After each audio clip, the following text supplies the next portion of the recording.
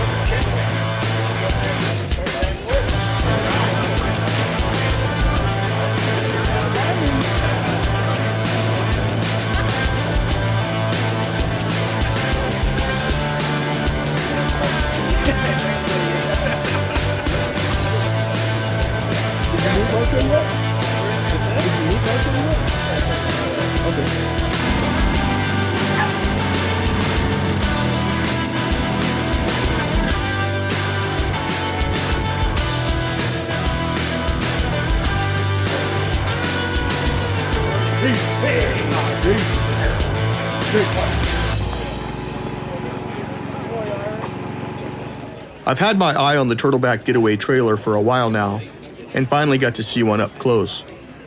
I learned about it by watching Lifestyle Overland on YouTube when they purchased theirs. The trailer wasn't in my budget right now, so I had to stick with things I could afford, like a snatch rope and KC lights for my Jeep. I bought one of these earlier. Yeah, okay. Is the Freedom Rope, is this a Freedom Rope that's in here? Yes. Now, is that the same thing Matt's Off-Road Recovery uses? Matt, which Matt? Matt, he's on YouTube, Matt's Off-Road Recovery. I don't know. Or no, he has Bubba Rope. Right, okay. I think he's got a Bubba Rope. Bubba Rope, okay, yeah. I thought it was Freedom Rope, but I think it's Bubba Rope. Yeah, Freedom's this is all made in Canada, and it's made by actually the guy who works as an instructor for us as well. He's actually over there working right now. Graham? Richard, yeah. Graham's one of my partners in the business. Richard is a guy that we discovered a couple of years ago, and there's two people in the world I trust with the rope stuff, like the shackles. These are Richard's too. And they're rated. Oh, I met him. He gave me one of these. Yeah. So he goes around handing them out. I could lift my 90 with one of these. No safety factor, mind you, so it's a bit sketchy, but the fact that we would lift it. But Richard, there's the other guy, Andy, one of my partners in Wales, on the rope stuff. I trust Andy and I trust Richard. We call Richard Canadian Andy. Those are all for you. Did you get any koozies and all that? Yes. Okay, koozies, stickers are all in the bag. Good. Thank you very much. Awesome. Thank you guys. And then we should have the fog lights for you tomorrow, okay, sir? Yeah. We did. Thank you, Mr. Harris. And then me and you will talk next Thank week, you, okay? guys. All right. So about the bumpers, make sure everything works properly. Thanks. There you go. Got everything.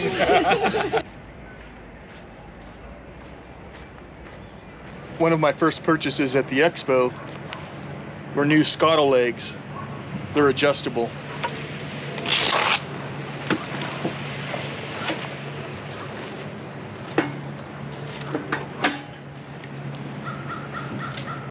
This is going to be a game changer.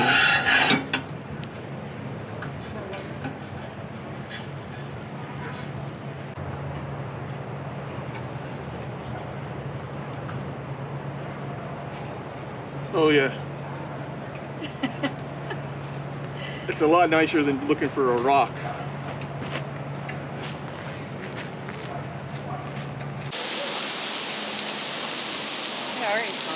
We always make new friends on these trips, and this time wasn't any different. We met George at the VIP hospitality area and invited him to our camp for dinner. I'm driving to California with my dog, and I'm like, oh, let's go around the Petrified Forest. and we're driving around. I've got the windows down. I'm in a Suburban, and I hear this noise going. This rattling noise. I'm like, what's that noise? And all of a sudden, a plastic bag comes flying out of my truck, out of the window, and goes soaring out over, you know, the beautiful national park, Painted Desert. I'm like, oh. And there's no way to get it, you know, it's just flying out and, you know, over the canyon. I'm like, oh man, I can't believe I just littered a national park. And then I hear, and another plastic bag goes out the window, and I'm like trying to roll up the windows and bags are flying out. I was like, I littered a national park. I still feel bad. Sorry back on it. You know what I see a lot of in the national parks? Those Mylar balloons. Oh yeah. It's almost like, you know, They I mean, come there to I'm die. guilty. I've let them when I was younger. I've Sure. like, hey, let's, you know, it's my birthday. I'm going to let You this didn't balloon know. go. And I always wonder, like, where does this balloon go when I let it, National when I park. release Now it? you know. Now you know. They go to the That national was park. a Joshua tree, right? Yeah. We saw a lot of Joshua trees. Wow. Teacher tortilla. Excellent. This is the only cheese that you got, correct? Yes. Well, I have the American cheese that you don't like. Perfecto. I'm Gracias. having a grilled cheese. Exactly.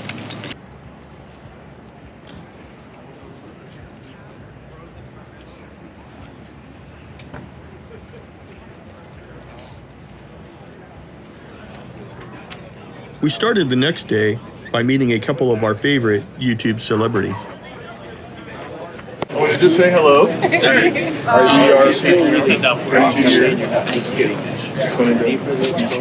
Right. and Sarah. Right. So it's we watched one of your episodes last night. Oh yeah? It was just before she's not Chris? Yeah. I'm watch. Oh. Just wanted to introduce ourselves. Okay. My wife, Christy. Great. Faces and names together. Nice to meet you. Nice to meet you as well. Terry. Nice to meet you. I was walking by. I wanted to stop and say hi. Really? It's been a while since we met. Yeah, actually the last time I saw you was at the Overland conference in Vegas. E3. Yeah. But we met here. We met here. I think we met here. This is my first expo.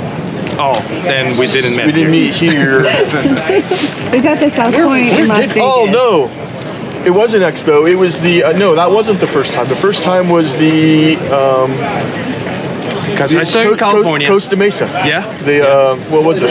Adventure Expo. Adventure Expo. Right before COVID. Yep. That's when that's the first time I met. Oh, that's right. So, you see, it was an expo. It was an expo. It was an expo. It just wasn't this one. But when I'm on camera, trying to talking to the camera, like interacting right now, Right. it's weird. Yeah. Yeah, so for me, this is a little easier. I can do this part. What the problem is when I'm by myself, you know, like talking to someone and having a real human presence, I can talk no problem. But talking to a camera and portraying my true personality just seems weird because it feels like I'm trying instead of just naturally talking to a person. So even if I was talking to her, since she was there, even though the camera's there, I feel more like I was talking to her than talking to the camera. So that when I'm out with Donald, do you follow Donald and stuff? Yes. So when I'm out with Donald and he films me, he captures, I think, so much better who I am than I ever capture myself because it's just the camera's an inanimate object. I can't get that personality. Does that make sense? Totally. And I like his so much that I became a Patreon. Yeah. Good. Absolutely. I think, you know, that's important. And I think if you like somebody, you know now, like how much work this is, right? Yours is, it's a lot of work. So if you find a content creator that is doing something that you love a lot, if there's a way to support them some way, it's a great thing to do because everyone thinks that we're just breaking it in through YouTube, but that's not really the case. And the channels that I enjoy, the ones that I follow, and the ones that you know I support are down to earth. You know, you're down to earth. Donald's down to earth. Our shots Kevin and Sarah. Yeah. You know, and just real people, and it comes across in the videos. Right. That's what appeals to me. Anyways, thank you very much. Thank you very much. Thanks for coming around. I have a question about the Garmin Overland. Okay. But I just dove in. I just went for it. There's no perfect time. I like it, There never will be.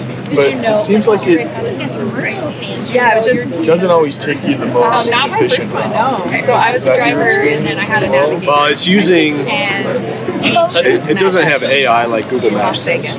So it only has like what it knows inside we the spent computer. like 2 weekends together. So before we were in Morocco we're together. all used And to we both using flew to AI Paris, and I remember, systems, like, we didn't even talk about like what to Google pack Maps or and how all to that. pack. That can't And I exist showed up in inside. like, duffel bags, and she So showed up it in a won't always take you to the suitcase, best and I was place, like, but it'll oh always take you. no. Generally, it'll take you through a We should have talked reliable about route. it. So what are you doing, fishing out the cardboard from the Arctic trip? Yes, I am.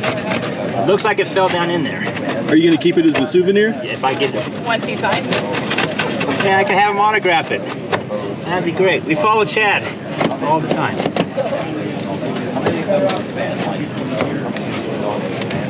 Boy, that thing's in there. That's probably why it's still there. Is that it?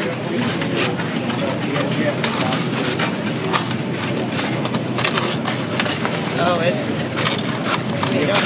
There you go. There's one piece. All right.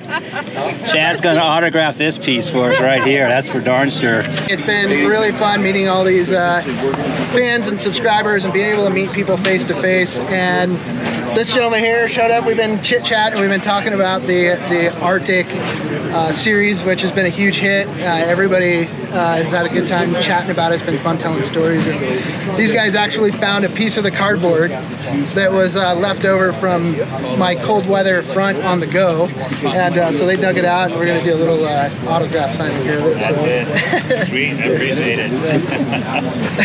And there's a lot more in there still. I know. It's wedged in there pretty It good. is. Yeah. I don't know. So I think I grabbed my pry bar, and I was under there, and I had to pry bar that out just to slip that up in there. And I figured, I was like, I'll just worry about getting it out of there later.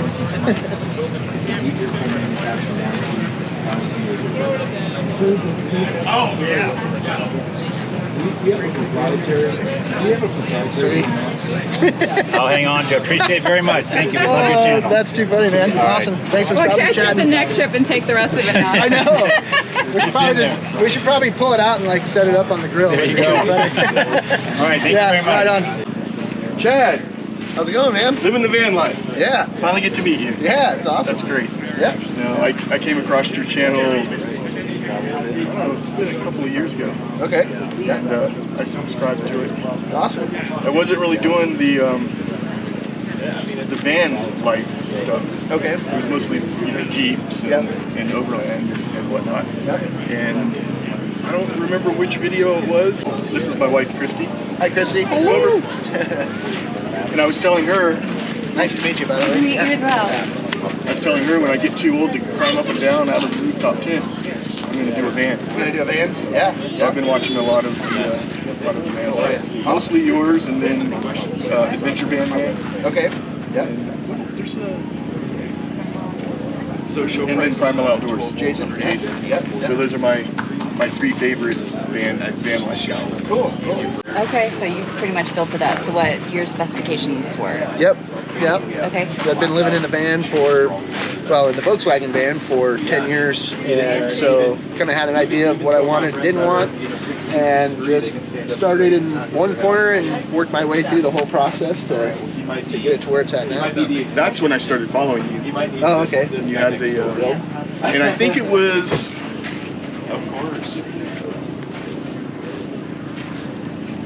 the first video I saw of yours, you were in the Vanagon. Okay. And you drove, it was wintertime, you drove to the top of a mountain, and you were in a parking lot. Okay. And I think you had the pop-up fire pit. Oh, probably the solo stove? In the parking lot or whatever. I think that was one of my first videos. Okay. It's been fun over the years. If you go way back, the videos were completely different. It was just me with a cell phone, one take, and talking about the different stuff that I've learned about living in a van. And over the years, it's developed into bigger stories and more adventures, and then the cooking, introducing the cooking. I've never cooked before, so it's taught me how to. You're almost a gourmet. So do you have a cookbook coming out soon? I know, that's one thing that it's so much work just even getting the content out for people that Right. we have lots of great ideas that we want to put together and implement for the channel. We're slowly working our way there. Because of you, I went and bought an 8-ounce Dutch oven. Oh, nice. Okay. Yep. Yeah, because I saw yours, and I'm like, I need one of those. That's like perfect when I'm by myself. Yeah. And I was looking all over the internet, and it took me a few weeks before I finally found one. They're hard to come by. They are a little bit hard to come by. That small. The 8-inch, yeah. Yep. The loneliness. Yep. Is that ever a factor for you? No, not so much. You know, I've gotten to where I enjoy my own company. I actually, I went on my first solo road trip back in 2012 and was planning on going for a month or so. And as I talked to friends about it, they were like, why would you go? Are you sure you're going to go by yourself? Yeah. I'm like, yeah, why not? They're like, man, that's crazy. Aren't you going to get lonely? I'm like, I don't know, I'm going to figure it out. And I took off, and I found that it was one of the coolest experiences ever. You just, you know, you're out on the open road and, you know, discovering new things. You learn a lot about yourself and, you know, enjoying music. And, you know, now it's, you know, podcasts. I love listening to, like, the Overland Journal podcast and get to hear so many different things of inspiration. So that, you know, when you're driving, that really fills up a lot of the time. But getting out camping, that's the thing about the YouTube channel, is the fact that being out filming and capturing these stories, it gives so much purpose of, like, okay, I'm not just gonna pull off on the side of here. It's like, let's go find, you know, the next cool spot and let's capture it and bring this story home for everybody. So that gives me a lot of purpose. So if I didn't have that, it would just be driving around, I feel like, you know. So that really helps with the loneliness, because I know I'm bringing it back for all of you guys.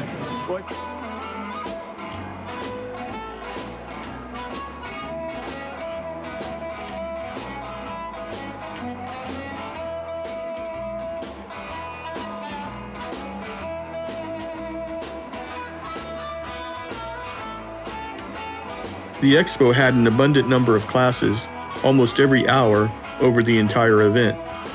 We had to divide and conquer in order to see everything and to get to the classes we each wanted. So this is overlanding for couples traveling as a team. Is that the right class? You in the right place? Okay, good. You want to introduce us? Sure. I'm Bill Elwell. My wife Pam Stanley. We've been doing this for a while. This is like our 9th West Expo event. Yeah, a lot of what we'll talk about here applies to couples, but it also applies to traveling with other people and just getting everybody on the same page. Okay, so we're going to go through a couple of, like, there's two main areas we're going to discuss in detail. One is setting expectations around the trip and what you're doing, and the other is talking about roles and skills that you have when you're on the road. What we're going to share is kind of what our experiences have been, and some of that may help you feel better about, well, yeah, we do the same thing, so we're not alone, we're not crazy, it's normal. And that was one of the things when we took the class ourselves, it was like, okay, so we're not the only ones that struggle with this or that, and so it makes you, misery loves company, I guess. I don't know. So you all know what first parades is, right? No. No, exactly. That's the problem. That's a special term. It's a British term, military term, for the first thing you do in the morning, right? You stand up there and the sergeant comes by and makes sure your collar's straight and that kind of thing. So we adopted it because, well, we've got a bunch of British military people in our organization. That's probably the truth. But anyway, what it refers to here is the first thing you do in the morning on your vehicle, right? So we're going to go around the vehicle and check it in the morning for basically for issues and make sure everything's fit for purpose. Now, why are we going to do that? So you don't get caught with your pants down. Right, exactly. So you want to pre-find any problem that you find, you want to fix that before it becomes a big problem. Because what do? We don't like people, and so we go into the backcountry to get away from them, which means if we break down, we're kind of in trouble because then we have to rely on people to come and find us and get us out, right? So we want to avoid that. We want to drive with mechanical sympathy, and we want to keep our vehicles running. And so you want to basically do preventative, not preventative maintenance, but preventative checks to make sure that you don't have any problems. So you want to basically preempt any bad things from happening. What you're looking for is to see how it looks now when everything's okay, and then you're trying to see if anything's changed since the last time you looked, right? One thing you can see, since we all like to drive in the dirt and dirt gets stuck underneath the car, if there's a shadow behind a hex, so if a bolt head or a nut head has like a shadow behind it in the dirt, it's loose, right? It's been rotating. So that's a really good thing. You can look right here and see if there's a shadow behind that, then that's come loose. Time to put a wrench on it and tighten it up. There aren't many electrical connections on this car, but modern cars are going to have a lot of things like this, which is basically a sensor. You're just going to want to make sure that, you know, hasn't come loose, isn't coming off.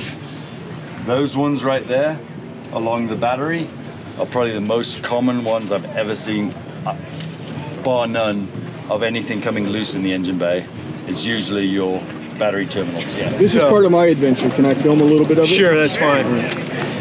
So, filmmaking. Everyone's here to learn how to make a, let's tell it like it is, it's to tell a story.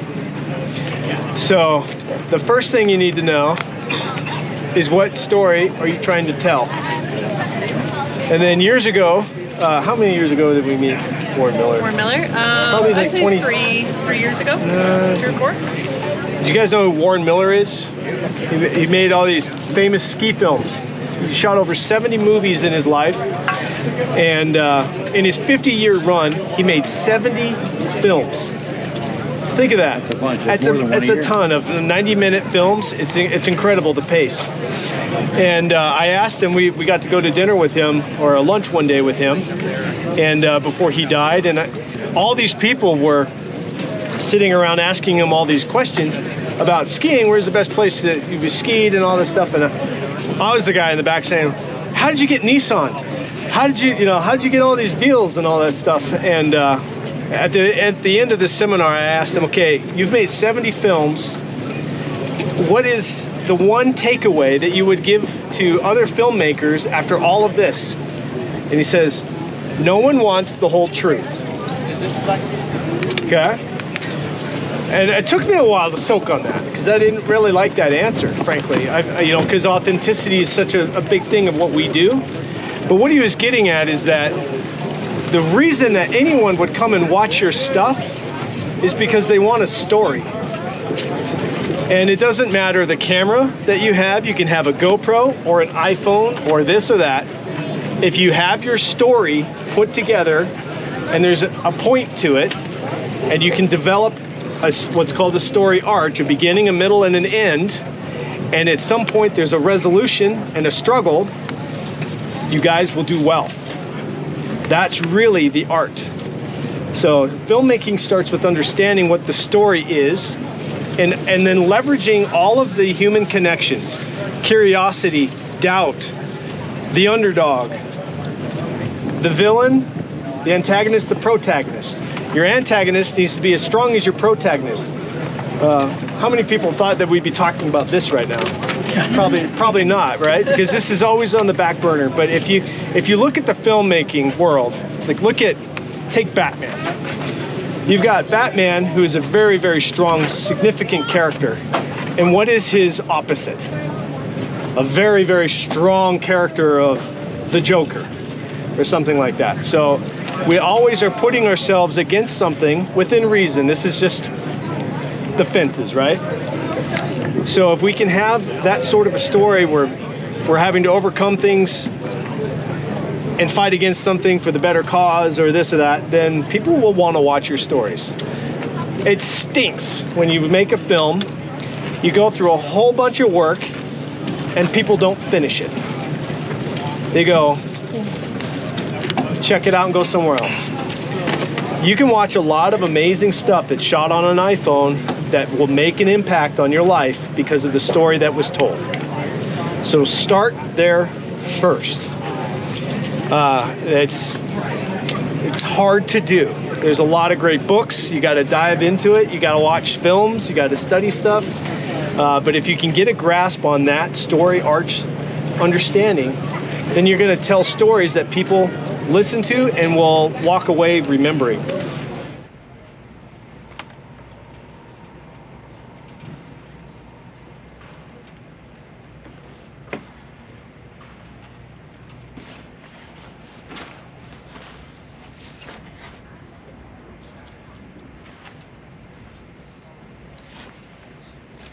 It was a jam-packed 3 days of fun, food, and friends.